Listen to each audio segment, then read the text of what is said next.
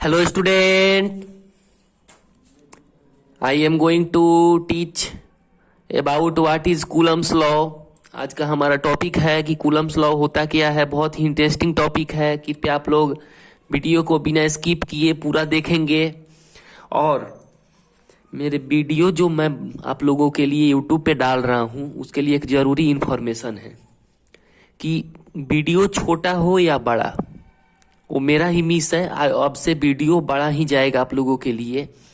तो कृपया एक इस बात का ध्यान रखें कि वीडियो छोटा हो या बड़ा, अच्छे से देखें बिना स्किप किए, क्योंकि हर एक इन्फॉर्मेशन उसमें अवेलेबल है जो कि आप लोग के लिए बोर्ड एग्जाम में इम्पोर्टेंट है।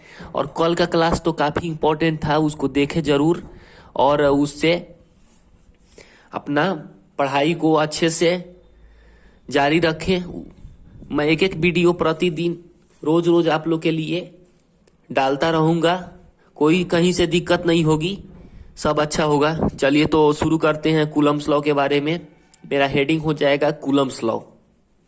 आइए तो हेडिंग देता हूं मैं। कूलम्स लॉ किसे कहते हैं, देखिए।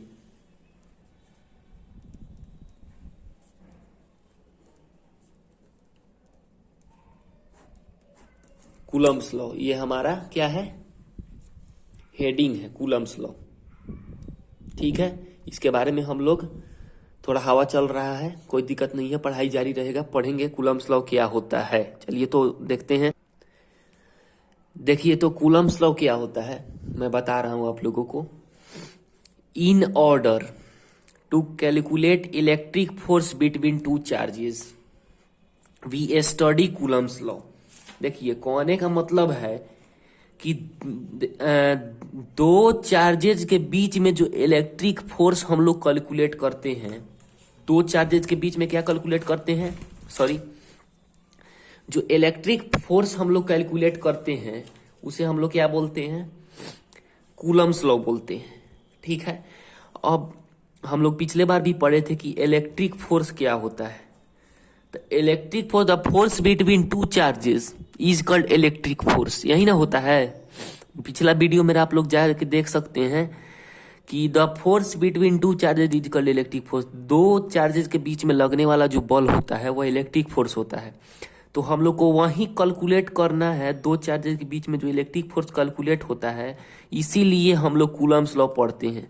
दो चार्जेस के बीच का इलेक्ट्रिक फोर्स कैलकुलेट करने के लिए हम लोग क्या पढ़ते हैं, कूलम्स लॉ पढ़ते हैं। ठीक है, आगे ये समझते हैं। According to Coulomb's law, the electric force between two charges is directly proportional to the product of magnitude of two charges and inversely proportional to square of distance between them। देखिए हवा थोड़ा चल रहा है, इसी के लिए थोड़ा दिक्कत हो रहा है, लेकिन कोई गल नहीं, हम लोग पढ़ेंगे, अच्छे से पढ़ेंगे। और आप जैसा कि मैं आप लोग के सामने ये नोट्स रखा हुआ हूँ, नोट्स नहीं है, एक पेज है, पेपर है जिसमें मैं पढ़ा रहा हूँ आप लोगों को। तो इससे आप लोग अपना नोटबुक पे नोट डाउन करते चलिए, जिसको जहाँ पे प्रॉब्लम हो। मैं एक एक चीज यहाँ पे आप लोग इसे पॉज करके कर लीजिए नोट डाउन अपने नोटबुक में। चलिए तो मैं इसे समझा देता हूँ कि कूलम्स लॉ के अनुसार जो इलेक्ट्रिक फोर्स होता है दो चार्जेस के बीच में, ठीक है, वह डायरेक्टली प्रोपोर्शनल होता है मैग्नीट्यूड ऑफ टू चार्जेस और इनवर्सली प्रोपोर्शनल होता है square of distance between them. मतलब उनके बीच का, दो चार्जेस के बीच का जो डिस्टेंस होता है उनके स्क्वायर का इनवर्सली प्रोपोर्शनल होता है और उनके टू चार्जेस के मैग्नीट्यूड के गुणनफल के बराबर होता है।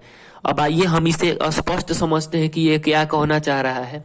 जैसे मान लीजिए कि ये Q1 चार्ज है और यह Q2 चार्ज है। इनके दोनों के बीच में लगने वाला जो दोनों के बीच का जो डिस्टेंस है वो आर हम लोग कैलकुलेट कर लिए। ठीक है, अब देखिए यहाँ पे क्या है, F जो है वह डायरेक्टली प्रोपोर्शनल है Q1 Q2 के। देख रहे हैं यहाँ पे जो फोर्स है, इलेक्ट्रिक फोर्स है, वो डायरेक्टली प्रोपोर्शनल है product of magnitude of two charges. Magnitude हम लोग यहाँ पे क्यों बोल रहे हैं, देखिए, क्योंकि कभी भी चार्ज जो होता है वह हम लोग माइनस प्लस ले सकते हैं। चार्ज जो होता है माइनस प्लस लिया जा सकता है, उसमें कोई दिक्कत नहीं है। चार्ज माइनस में भी आता है, लेकिन हाँ डिस्टेंस कभी भी माइनस में नहीं आता है। डिस्टेंस माइनस डिस्टेंस कभी भी नहीं होता है, डिस्टेंस हमेशा प्लस में होता है। चार्ज आप लोग को पढ़ाया था मैंने कि पॉजिटिव और निगेटिव चार्ज दो प्रकार के होते हैं। तो उनके मैग्नीट्यूड का, जो इलेक्ट्रिक फोर्स के मैग्नीट्यूड, प्रोडक्ट के मैग्नीट्यूड का दो चार्ज जो है वो डायरेक्टली प्रोपोर्शनल है कि इसके Q1 और Q2 के, और जो इनवर्सली प्रोपोर्शनल है 1/r² के। ठीक है, यहाँ पे डेफिनेशन से भी साफ हो जा रहा होगा आप लोगों को। तो हम लोग ये डायरेक्टली प्रोपोर्शनल का, प्रोपोर्शनलिटी का साइन हटाने के लिए के का यूज किए हैं। तो जिससे फॉर्मूला हमारा क्या निकल के आया है, F is equal to Q1 Q2/r²। ठीक है, ये हमारा क्या हो जाएगा, इलेक्ट्रिक फोर्स का कूलम्स लॉ का ये फॉर्मूला हो जाएगा कि दो चार्जेज के बीच में जो इलेक्ट्रिक फोर्स लगता है उसे हम लोग कूलम्स लॉ, हम लोग उसके लिए पढ़ते हैं। तो कूलम्स लॉ का फॉर्मूला हो जाएगा electric force between two charges F is equal to Q1 Q2/r²। ठीक है, जहां पे देखिए आप लोग कि के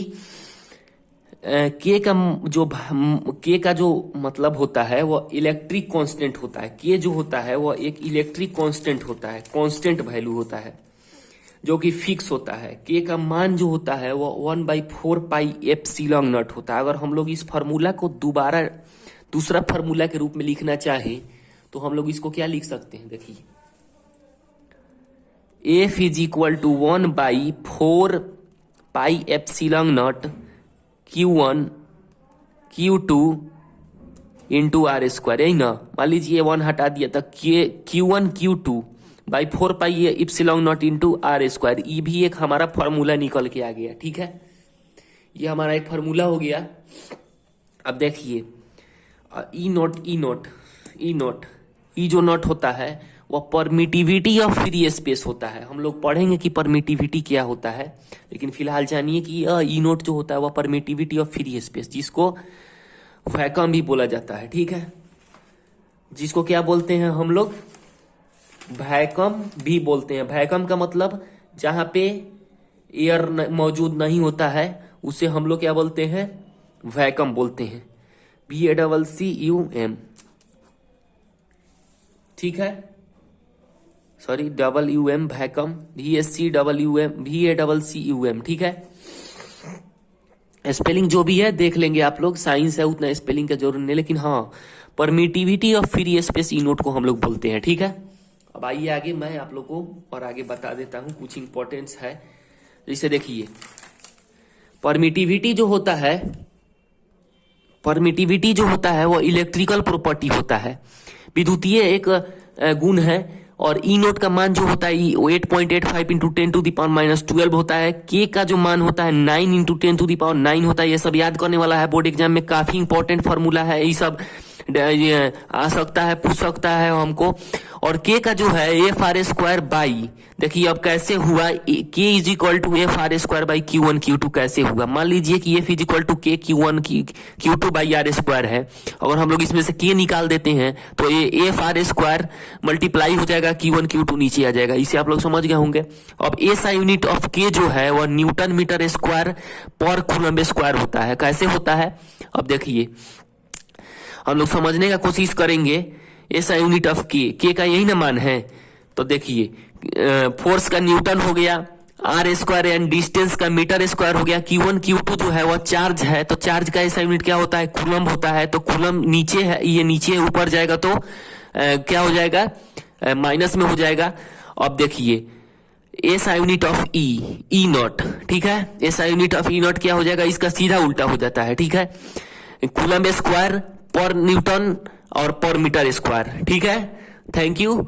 आप लोग का यहीं पे आज क्लास खत्म होता है। कृपया मेरे चैनल को सब्सक्राइब करें, लाइक करें, कमेंट करें, शेयर करना बिल्कुल ना भूलें। Thank you.